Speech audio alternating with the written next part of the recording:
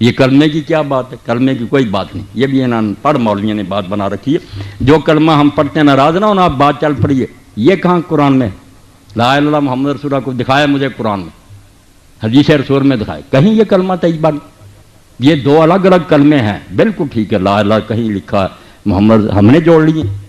حضور نے تو جو کلمہ بنایا وہ شیعوں اور سنیوں کا ایک ہے، کلمہ شہادت، حضور وہ پڑھاتے تھے، اشہد ان لا الہ الا اللہ وحدہ لا شریک لہ واشہد ان محمد عبدہ ورسولہ، وہ ہے کلمہ، یہ ہم نے دو جمع کیے، انہوں نے ایک تیسرا بھی اکٹھا کر لیا، اگر کوئی چوتھا بھی کر لے کہ ساتھ ہی کہ ابو بکر صدیق عمر فاروق، کچھ بھی نہیں بگڑتا، نیک باتیں اکٹھی کرتے ہیں، یہ کوئی اسلام کے کلمے نہیں، نہ کوئی دین اس سے بگڑتا ہے، اچھی باتیں جو اکٹھی کرتے تھے آپ، عثمان ذوالنورین کر لیں آپ بھی کلمہ، یہ کریں، یہ کلمہ کوئی نہیں ہے، یہ کلمہ طیبہ، آپ بھی حیران ہوں گے، کسی آیت میں نہیں اس طرح بنا بنایا آیا، کسی حدیث میں نہیں، دو الگ الگ چیزوں کو لے کر ہم نے اکٹھا کر دیا، انہوں نے بھی اگر کہہ دیا علی ولی اللہ تو ہم بھی مانتے ہیں کہ علی جو تھے اللہ کے ولی تھے، کوئی شک والی بات، اس طرح کی باتوں سے دین نہیں کوئی بگڑتا، یہ آپ کہہ لیں کہ پیار سے انہوں نے کر لیا، ہمارے ہاں یہ بریلوی دوست جو ہیں یہ اذان سے پہلے یہ صلوات کہتے ہیں، بعد میں کہتے ہیں، ہم کہتے ہیں حضور نے نہیں کہی ہے، صحابہ نے اس لیے نہیں کہنی چاہیے، مگر یار اس میں کوئی کون سی کفر کی بات تو کوئی نہیں نا، درود شریف انہوں نے پڑھ دیا، کوئی اسلام سے نکل گیا، عقل سے کام لیا کریں، جتنی بات غلط نظر آتی ہے کہ یہ حضور کا طریقہ کہہ لیں، مگر کافر نہیں، کوئی غلط بات نہیں، درود شریف ہر وقت پڑھا جاتا ہے، کوئی صبر سے بھی کام لینا،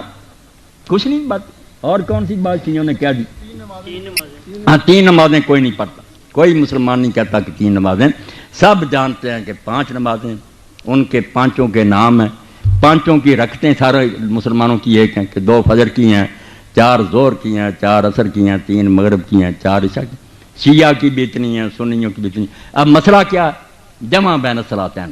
کہ 2 نمازیں اکٹھی پڑھی جا سکتی ہیں کہ نہیں، یہ جب ہم پڑھنی حدیثوں کو دیکھتے ہیں، ٹھیک ہے جب زد آ جاتی لوگ زد میں دور تھے، شیعوں کی کتابیں میں نے پڑھی، ان کے علماء بھی میں جانتا ہوں، وہ سارے مانتے ہیں مگر روک نہیں سکتے، جانتے وہ بھی ہیں کہ الگ الگ 5 وقتوں میں پڑھنا، ہماری طرح وقت لکھے ہوئے ہیں کہ زور یہاں تک ہے، اثر بالکل ہمارے والے طریقے، صرف فرق یہ ہے کہ حضور نبی کریم صلی اللہ علیہ وسلم نے، یہ اب ہماری زد ہے کہ ہم نے اکٹھی کرنی چھوڑ دی، رسول کریم علیہ السلام سے صحیح حدیث ہے، چاہے امام ترمذی کہتے ہیں اس پر کسی نے عمل نہیں کیا، یہ تو آپ کی اپنی مرضی، حدیث میں کوئی خرابی ہے کہ آپ نے مدینے میں ہوتے ہوئے نہ سفر تھا، نہ بارش تھی، نہ خطرہ تھا، نہ بیمار تھے، ظہر اور عصر کی 2 نمازیں اکٹھی پڑھائیں، 4 فرض اس کے 4 8 مغرب اور عشاء کی، بالکل صحیح حدیث، کوئی شک نہیں، اب بلا وجہ اکٹھی کی،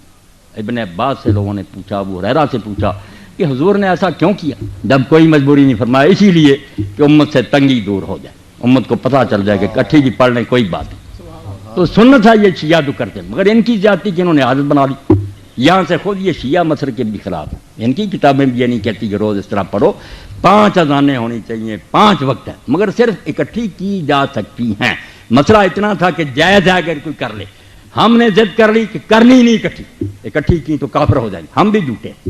جب جی چاہے اکٹھی 2 نمازیں پڑھ سکتا، ظہر عصر مغرب عشاء جائز، ان کی وہ ضد غلط ہے کہ روزانہ پڑھنا، یہ ان کے مسلک میں نہیں، ان کی بھی شرارت ہے، کتابیں ان کی نکال کر دکھاؤں گا، ان کے علماء کے فتوے دکھاؤں گا، ہماری طرح 5 اذانیں دیں، 5 وقتوں، اصل یہی ہے، مگر کبھی اگر اکٹھی کو کر لے تو بیٹا اتنی بات تھی کہ وہ جائز تھی، ہم نے ضد کر لی کہ نہیں پڑھنی، انہوں نے کر لی کہ ہم نے جان بوجھ کر اسی طرح پڑھنا ہے، یہ چیڑ بن گئی، مسئلہ اتنا ہی ہے کہ بلا وجہ بھی ظہر عصر کو مغرب عشاء کو اکٹھی کیا جا سکتا ہے، اس میں نہیں وہ کوئی بری بات کہتے، جو عادت انہوں نے بنا لی یہ غلط ہے، پڑھتے 5 ہی مگر 2 کر کے اکٹھی پڑھ لیتے ہیں،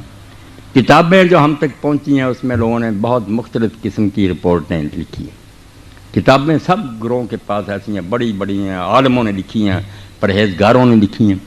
ایک طرف ایسی ہسٹری ہے جس میں لوگوں کے ظلم ہی لکھے ہیں جن کو ہم صحابہ کرام کہتے ہیں، میں اور آپ تو چونکہ سنیوں میں پیدا ہوئے، ہمارے دلوں میں تو ان کی حقیقت ہے، ہم سمجھتے ہیں کہ ان کو برا کیوں کہ، مگر آپ ذرا اگر صبر کر کے حوصلہ سے کام لے کر کتابیں دیکھیں ان کی بھی، اور اپنی کتابوں میں جو نشاندہی کرتے ہیں ان کو ذرا دیکھیں، اور تھوڑا سا یہ سوچیں کہ بھائی ان کی بات بھی تو کوئی سوچنی چاہیے، پھر میں اس وقت بیان نہیں کروں گا کیونکہ پھر بات پھیل جائے گی، کوئی بدمزگی ہو جائے گی،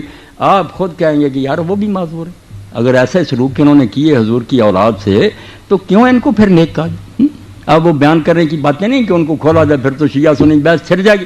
صرف بات یہ ہے کہ جو کسی غریب کو پہنچا نا وہ نہیں کہتا کہ میں حضور کو نہیں مانتے گا، حضور سے پہنچا ہی الگ ہے،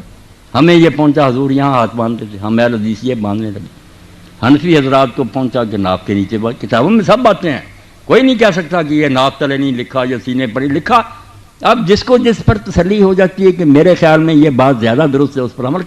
کرتا وہ یہی سمجھ کر ہے کہ ہدایت حضور سے لے لی۔ اب شیعہ حضرات نے دیکھا ان کی بات چھوڑیں، نماز کی بات، اب میں اپنی کتابوں کی بات کرتا ہوں۔ اگر کسی نے پڑھا ہے تو مصنف ابن ابی شیبہ دیکھے، یہ سب لوگ امام بخاری اور مسلم کے استاد تھے، ان سے پہلے انہوں نے کتابیں لکھی۔ اس میں الگ باب ہے کہ ان لوگوں کا بیان جو نماز ہاتھ چھوڑ کر پڑھتے، اب اس میں کون آدمی آتا؟ یہ ہم صحابہ کے عاشق کدھر جائیں گے پھر کہ عبداللہ ابن زبیر رسول اللہ کی پھوپھی کے بیٹے ہیں، یہ عبداللہ ان کا بیٹا ہے اور حضرت ابوبکر صدیق کا نواسا، ہاتھ چھوڑ کر نماز پڑھتا تھا، اتنا بڑا صحابی رسول۔ اور مدینہ منورہ میں، کوفہ میں، بصرہ میں یہ جتنے ہمارے امام ہیں ان کے جو استاد تھے صحابہ کے بعد ان کو تابعین، مدینہ میں جائیں امام سعید ابن مسیب جن کو سید التابعین کا، صحابہ کے بعد سب سے ہاتھ چھوڑ کر نماز پڑھتے۔ ہماری سنیوں کی کتابوں میں ہم بصرہ میں جاتے ہیں، حسن بصری اور محمد ابن سیرین یہ ہاتھ چھوڑ کر پڑھتے۔ مکہ میں یا کوفہ میں آتے ابو حنیفہ رحمۃ اللہ علیہ کے استاد دادا ابراہیم نخعی، یہ ہماری کتاب میں۔ اب کون سی نماز شیعوں کی رگ، ہاتھ چھوڑ کر پڑھتے اور کیا ظلم کرتے؟ کوئی بات نہیں، ہماری کتاب میں گواہی دیتی ہے کہ یہ نماز پڑھنے والے بھی صحابی تھے، بڑے بڑے تابعین، اور کوئی بات بتائیں۔